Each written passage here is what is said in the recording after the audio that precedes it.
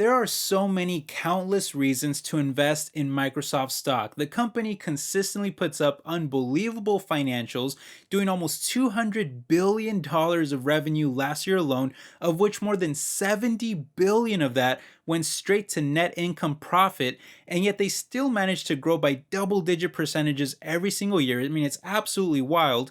Meanwhile, they dominate office productivity software in the entire world with Office 365 that is in large part fueled by their massive cloud computing platform Azure that continues to grow sales every quarter by over 40% despite already being the second largest platform in the world, with the next closest competitor in Google at less than half of that. They have exciting new acquisitions like LinkedIn, that is essentially the Facebook of professional networking and continues to skyrocket with revenue growth of over 40% last year, or GitHub, which is like the Facebook of coders and developers that has already grown to over 80 million developers and 4 million organizations. And Microsoft continues on top of that to grow in areas of artificial intelligence, machine learning. They've got Surface tablets, they've got Surface laptops, they even have a phone that runs on Android. Of course, there's Windows, which is still the largest computer operating system in the entire world. I mean, the list just goes on for this giant behemoth of a company.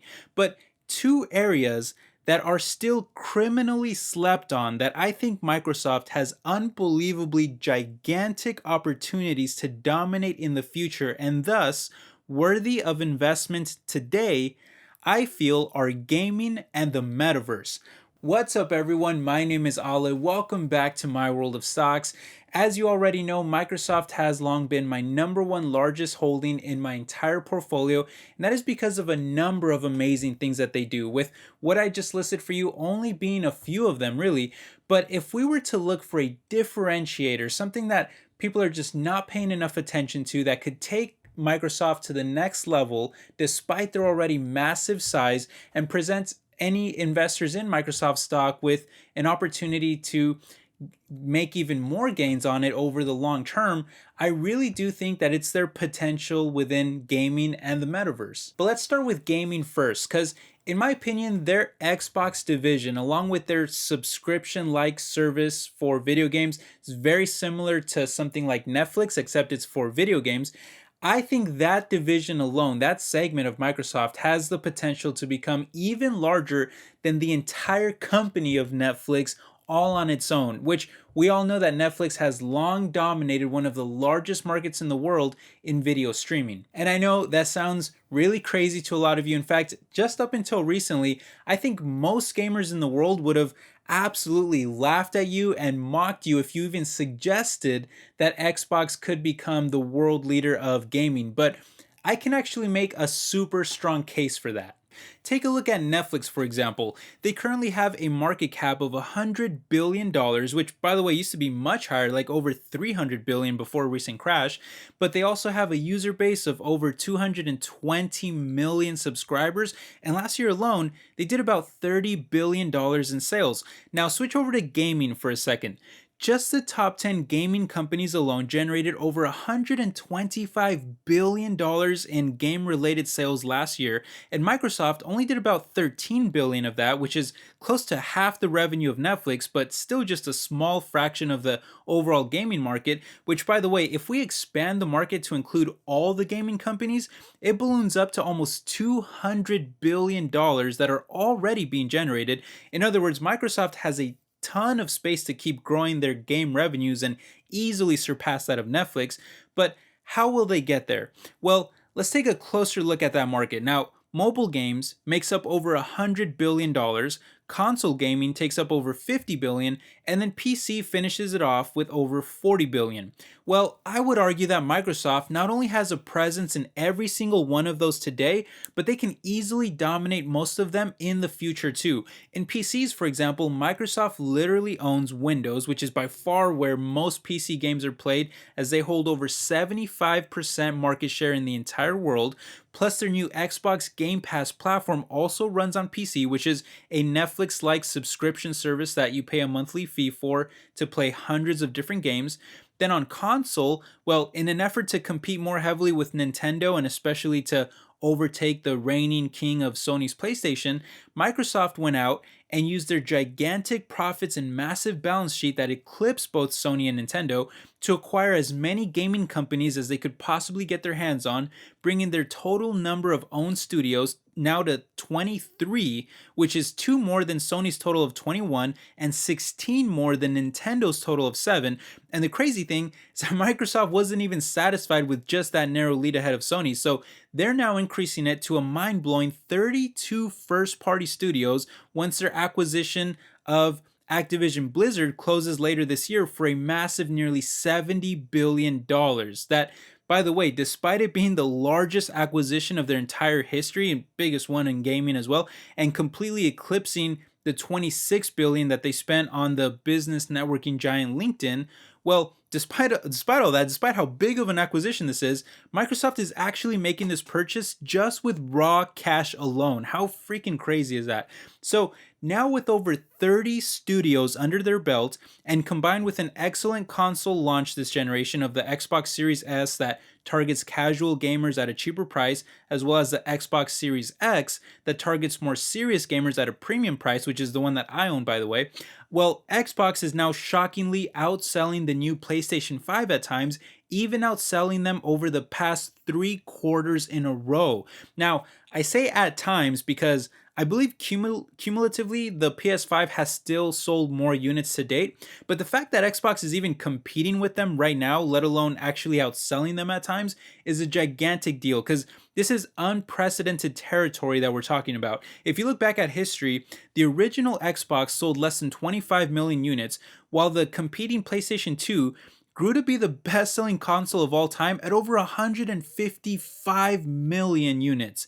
The next generation Xbox 360 did a much better job of closing that gap by selling 84 million versus the PlayStation 3's 87 million, but then the next generation, the Xbox One, only did 51 million versus PlayStation 4's 117 million.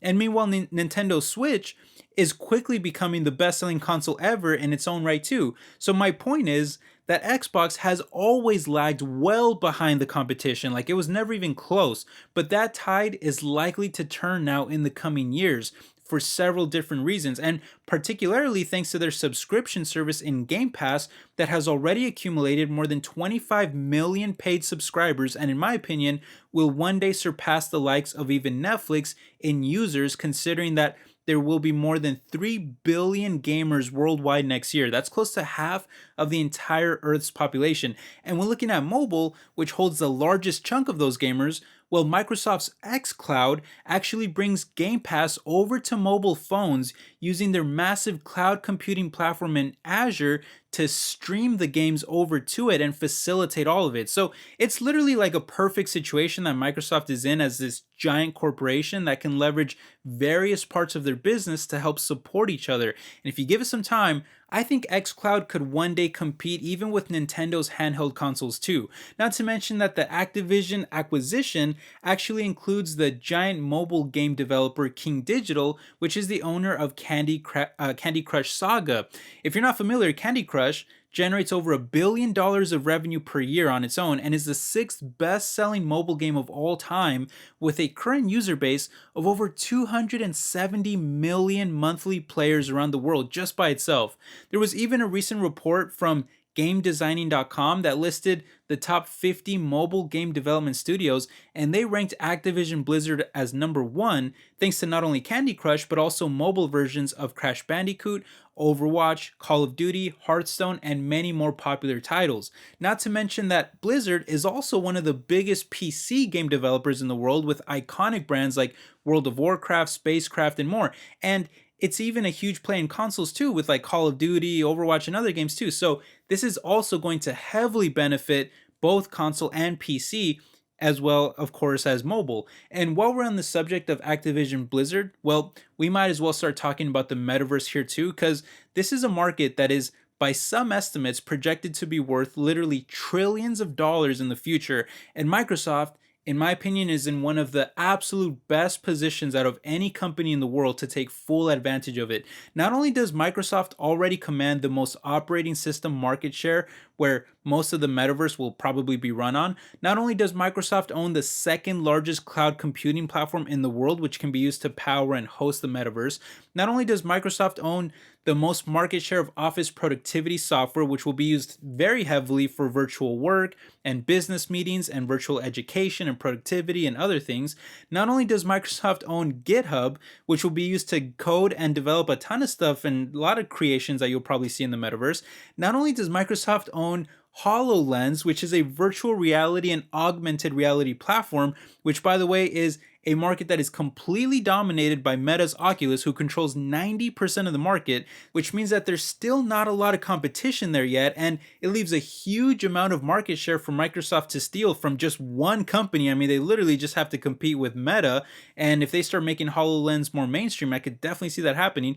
But on top of all of these different things, one of the biggest, most important aspects of the metaverse is going to be gaming, and Microsoft is in one of the best positions to completely dominate that specific segment of the market for all the various reasons that I've already listed, including the acquisition of Activision. In fact, when talking about the acquisition in a letter to their employees, Microsoft CEO specifically stated, quoting him here, he said, "Today, gaming is the largest and fastest growing form of entertainment, and as the digital and physical worlds come together, it will play a critical role in the development of metaverse platforms." So he was specifically pointing to the Activision Blizzard acquisition and saying how it would play a huge role in their development of the metaverse.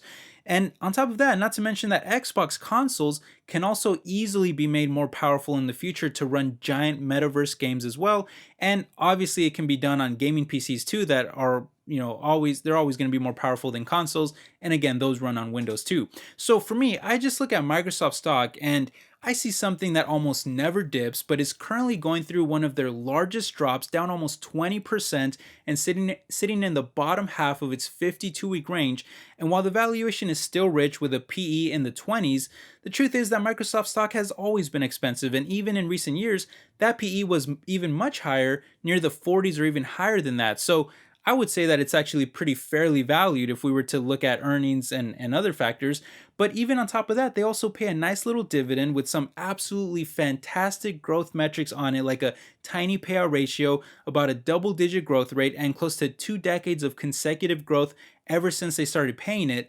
And I just think to myself, the stock is a buy here. If I'm thinking long term, which I clearly am when talking about the future potential of gaming and the metaverse, well, I think that there is still plenty of room to grow and several markets here that Microsoft can definitely dominate or at least very heavily compete in over the long term. And look, even if Microsoft stock is not a buy here, even if I think that maybe it's a little too expensive or maybe there's just not as much growth to be had in it to where I could make a big return on my investment today, and maybe I'd like to invest in other stocks that give me more reward potential, well, those other stocks would come with significantly more risk. So even if I wasn't to consider Microsoft stock a buy here, I absolutely still think that at the very least, it is a very strong hold as a very core foundational stock in my portfolio that is kind of the glue of my portfolio, along with other giant stocks that I own like Amazon and Google,